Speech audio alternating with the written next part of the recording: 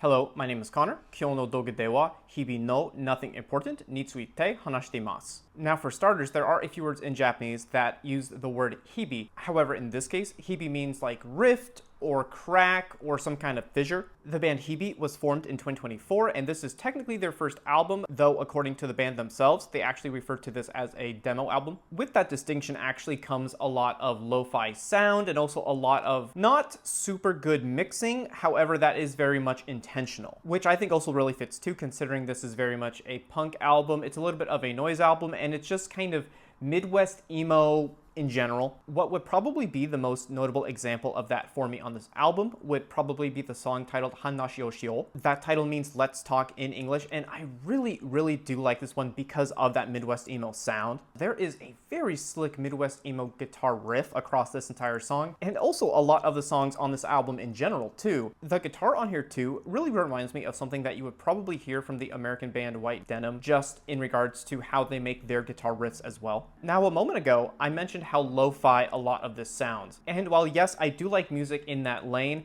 there are a lot of lo-fi rock artists that I just cannot really get into entirely because their songs will typically feature lots of vocal arrangements and singing and very deep lyricism. Sometimes I don't know what they're saying because the songs are just too lo-fi, or there's too much noise, or there's too much reverb, or the mixing is just kind of shoddy. But what I will say here is that I can actually hear the vocalist on pretty much every single song. There are some instances where I can't make out maybe full sentences.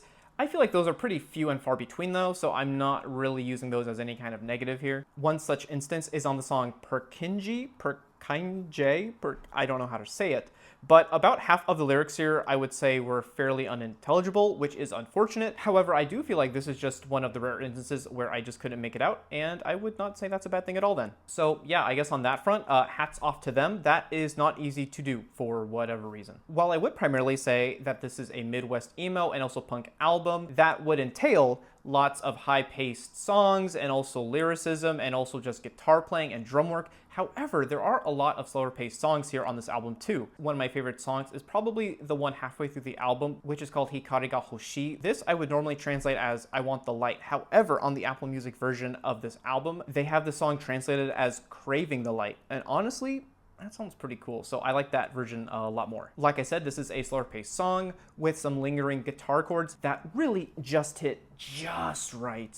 Really well done there, I think. This song also features some marching band-like percussion, which I also really liked. And on top of that too, I also found that that really added to the ephemeral sound of the vocals and the guitars on this one too. While I would say that this is probably the slowest song on the album, there are more slow songs, and I feel like those are very anthemic in a way. For example, songs like Keito Kawa and also Ace are very much like this. These songs mean Fur and Leather and also Satellite respectively. Since we're talking about the musical composition of these songs, I should also mention that I love the instrumentals across really every song on this album. While I do feel like each song has its own standout moment, I will say in particular, the drums and the guitars and the vocals are just always superb. I do feel like the bassist, who is named Osada, can easily be overlooked because he's doing a really great job too. So to me, Osada is really acting like the real linchpin member of the band in that he keeps the songs on melody and also on beat while everyone else just kind of goes off styling on every single song. And honestly too, when I came to this revelation, I just could not stop noticing his playing on every song, and I said,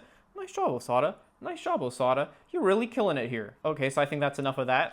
Let's go back to talking about the songs. The final song is titled Everything We Loved, and I especially like this one because it really sounds like a fantastic send-off to the album as a whole. I really thought that the sparse plucking of the backing guitar really contrasted nicely against the emo main guitar melody. I just thought that was absolutely blissful. Right as the song starts to end in that fourth quarter, it actually starts ramping up again for one last explosion of Midwest emo punk energy, and it was such a nice send-off to the album. Yeah, I did really like this album, and I think that's primarily because of that Midwest emo sound mixed with a little auto-tune and those lo-fi guitars just made for a really, really cool sounding sound and also album. It does kind of remind me of Panchenko's death metal album. Maybe if you've heard that, you would probably like this a lot too, especially if you enjoyed it. One other thing I do want to mention is that while I do like the sound of this album as it is, I would also be very interested to hear a non-demo version of this album too. When the band does eventually come out with their debut album, I really wouldn't be surprised if a few of these songs end up on there. I don't really expect all of them to, though I do think there are some for sure highlights that I wish would. But I guess regardless, I think this band has a really bright future. I am so excited to hear more from them, and I just like this album a lot. So I am going to rate it an 8 out of 10. I think you should check it out if you do like lo-fi, indie rock, punk, Midwest emo. I think you'll like this a lot. I just really think that this band hits all the right notes, and I would just like to hear more from them, hopefully soon. So yeah. And if you do end up listening to this album, let me know what you thought. I think you should. And that is everything. So thank you for watching, and I will see you in the next one. Bye.